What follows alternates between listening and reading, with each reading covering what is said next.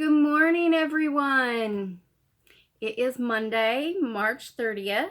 Finding it's a very quiet morning outside. Inside, it's a little bit of an unsettled morning. I'm feeling a little funky. Started taking one of my other meds again, and they're competing. So I'm a little feeling at the moment. But anyway, moving along. It's Monday. I decided on Mondays I should talk about millinery. So I brought out some of the pieces I've been working on and two of my millinery blocks here. So I'm going to shift this one over and this one here, and I'm going to lower this down so you can see. How's that? I hope that's good. So this is one of my millinery blocks. These are both hat blocks, okay? They're made out of plaster, all right? For the most part, they're not overly heavy in comparison to the wooden blocks that I have, but they're definitely more fragile. Now, if I turn this, you can see, do this, that the crown is oval and the brim is also oval, longer from front to back than side to side.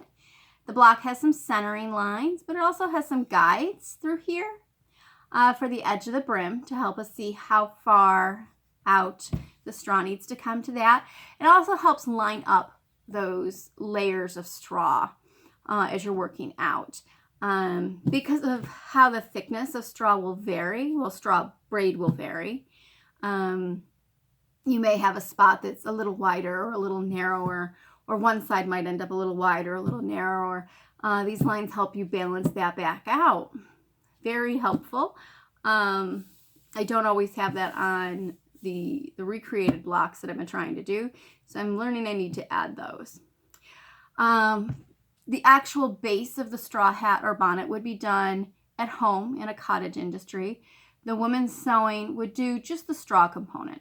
The wiring and the edging and the blocking would take place in the straw factory at a later time after the pieces are picked up. Now, a woman may have only one block at a time, but she may work through several blocks in a season. There's actual complaints from women about how frequently the blocks were changed in a fashion season. So keep in mind, the straw pieces were being sewn the winter prior to the spring season.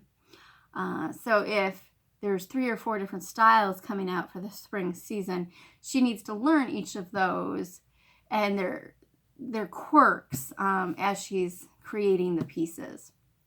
All right, so let's turn this guy on the side. I want you to see that this has that fashionable curved brim, but it also has a curve at the base of the crown. So the curved brim comes out of the curved crown. You can actually see that a little bit better over here on this one. I'm just going to angle this up.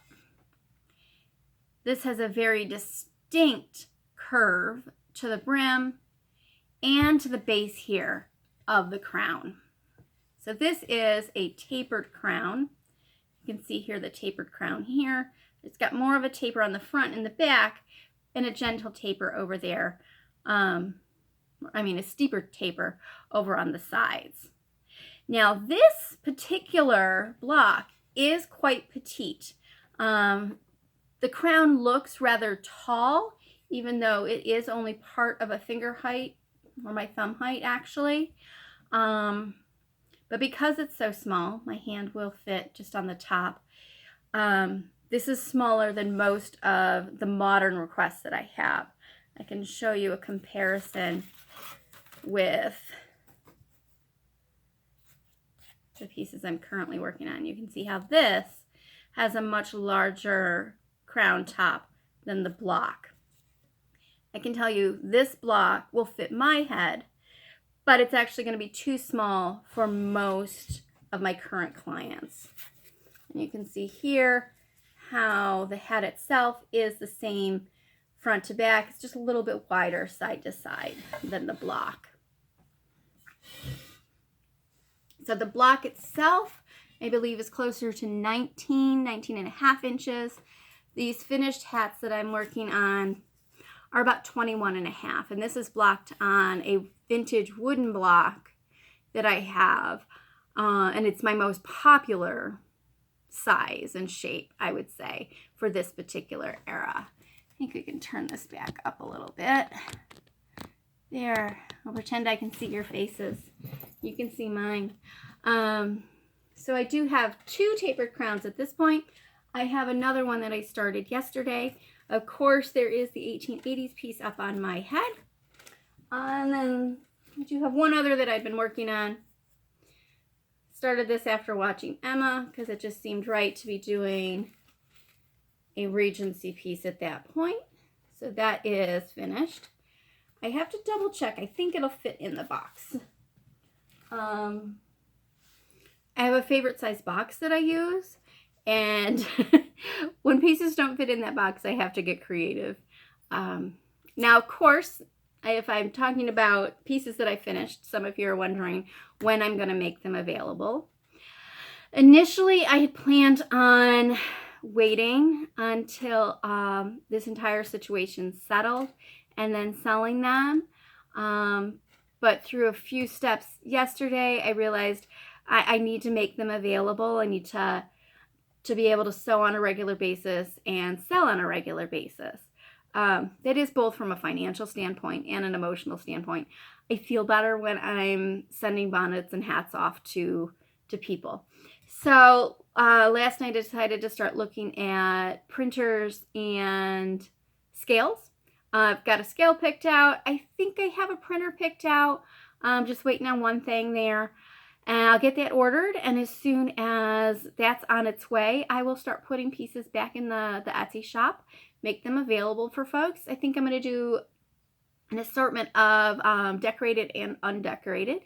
And obviously, I'm going to do a couple different eras, so everybody has a chance. Usually, I hold all the Regency pieces for a June event, but I think I'm going to have time to make some more of those. So that's that. Those are going to be available. If you're able, I would love to have you buy one. And thank you for that in advance. Let's see. I think that's it. It's only 8:30 in the morning and I'm tired already. So I'm going to go eat, have a cup of tea, and hope my meds decide to get along a little better today. All right, everybody have a wonderful day, okay? Bye-bye.